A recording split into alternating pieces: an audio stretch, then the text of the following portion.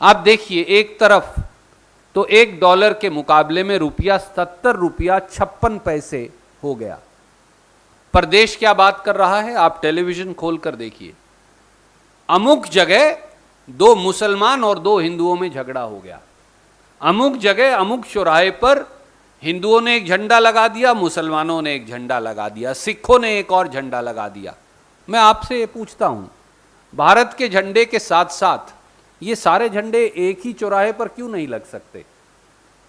और जब हम झंडों पर लड़ते रहेंगे और हिंदू और मुसलमान का जहर इस देश में फैलाती रहेगी सरकारें, तो देश तरक्की कैसे करेगा? ये धार्मिक तुष्टीकरण की नीति भारतीय जनता पार्टी का तकिया कलाम है, ये उनका मूल मंत्र है, ये उनका मॉडल है, राजनीतिक मॉडल है भाजपा का।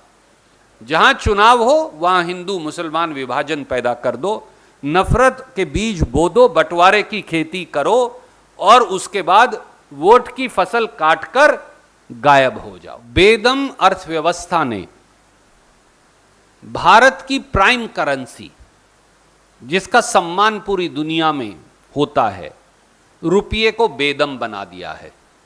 गिरता रुपया मोदी सरकार की साख की तरह है जो गिरती जा रही है। $1 के मुकाबले रुपया 77.56 हो जाना, 77 साहब 77 को अंग्रेजी में कहते हैं, हिंदी में 77 कहते हैं। वो थोड़ा हरियाणा में से है ना, हम तो खड़ी बोली में बोलते हैं। ₹77.56 हो गया है, मुझे लेट मी कोर्स करेक्ट। ये अपने आप में ये 75 साल में सबसे बड़ी रुपये पे गिरावट है। जो 75 साल में नहीं हुआ वो मोदी जी हर रोज कर दिखा रहे हैं। 2 हफ्ते पहले तक रुपया 76 था $1 के मुकाबले, जो 75 साल में अधिक था।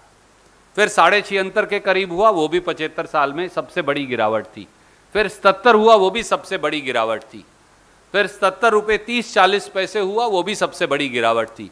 और आज तो 77 रुपया 56 पैसे हो गया। इस प्रकार से तो वो भारतीय जनता पार्टी के मार्गदर्शक मंडल की आखिरी उम्र को भी पार कर जाएगा बहुत जल्दी।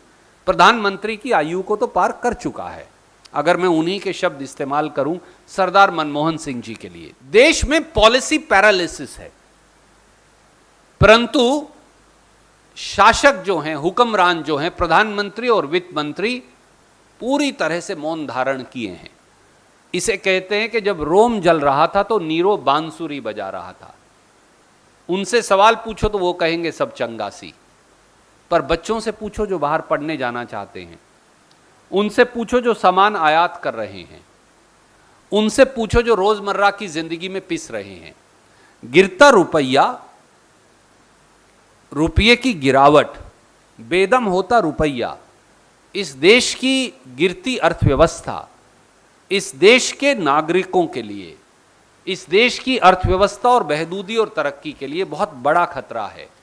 अब तो जाग जाइए मोदी जी, हम हाथ जोड़कर यही विनम्रता से अनुरोध करते हैं। कांग्रेस कार्य समिति को अपने भाषण में कहा भी था कि किसी एक व्यक्ति के पास जादू की छड़ी नहीं है, पर जब जब मुश्किलात आती हैं, जब जब विषम परिस्थितियां आती हैं, जब जब कठिन समय आता है, तो फिर सर जोड़कर पूरे परिवार को इकट्ठे बैठकर हल निकालना चाहिए।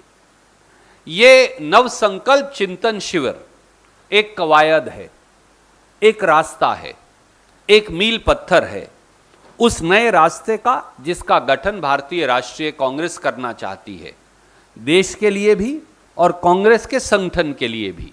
क्योंकि हमारा ये मानना है कि आज का हिंदुस्तान और उसमें हमारी सरकार केवल और केवल उनके पास एक एजेंडा है, हिंदू को मुसलमान से लड़वाओ, हिंदू को सिख से लड़वाओ, हिंदू को ईसाई से लड़वाओ, और एक इस प्रकार का विभाजन का माहौल पैदा करो जहां देश के बहुमत को, अपने अस्तित्व को खतरा महसूस करने हो जाए और उस खतरे से बचाने के लिए फिर भाजपा और मोदी जी आगे आ जाएं। ये उनकी एक सीधी सी थ्योरी रही है और वो इसको इस जातीय और धार्मिक विभाजन में लगातार अपनी जीत तलाशते हैं। जब जब धार्मिक आधार पर, जातिगत आधार पर दंगे या विभाजन होते हैं तो स्वाभाविक तौर से तरक्की गौण हो जाती है, विकास पीछे छूट जाता है। स्कूल, कॉलेज, विश्वविद्यालय, बिजली घर, सड़क, पुल, शिक्षा, रोजगार, खेती, बहबूदी, ये कहीं ना कहीं कूड़ेदान में डाल दिए जाते हैं और सरकार अपनी जवाबदेही से बच जाती है। कांग्रेस में भी संगठनात्मक कमजोरियां हैं, हमें भी अपने आप को बदलने की आवश्यकता है। सोनिया जी, राहुल जी ने एक से अधिक बार ये कहा है।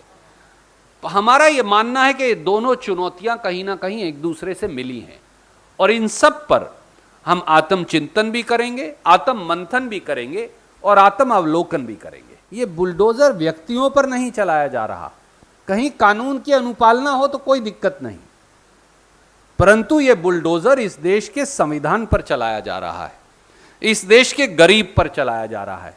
क्या आपने सुना है कि किसी अमीर के राजमहल पर मोदी सरकार या भाजपा ने कभी बुलडोजर चलाया हो? बुलडोजर झोपड़ियों पर ही क्यों चलाया जाता है? बुलडोजर छोटी छोटी बस्तियों में, गरीब बस्तियों में, जिन्हें कई व्यक्ति भाजपा के मलिन बस्ती कहते हैं कि बहुत साफ नहीं है, इसलिए उन बस्तियों में ही क्यों चलाया जाता है? क्या आपने बुलडोजर कभी बड़े बड़े जो फार्म हाउस गैर कानूनी तरीके से बने हुए हैं उन पर भाजपा को बुलडोजर चलाते देखा है?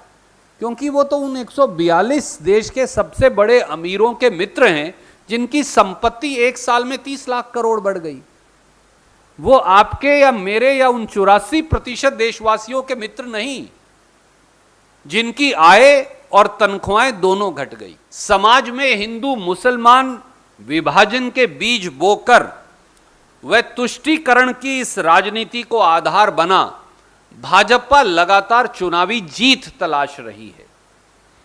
चुनाव में अब तरक्की, विकास, सड़क, स्कूल, शिक्षा, अस्पताल, उद्योग, रोजगार, व्यापार, खेती, बढ़ोतरी, ये मुद्दे नहीं रह गए हैं। भाजपा प्रायोजित मुद्दे हैं शमशान और कब्रिस्तान, बुलडोजर, लाउडस्पीकर, गर्मी निकालना, मंदिर बनाम मस्जिद बनाम गिरजाघर बनाम गुरुद्वारा, सड़कों के नाम बदलना, खाने और पहनने के नाम पर समाज में विभाजन पैदा करना।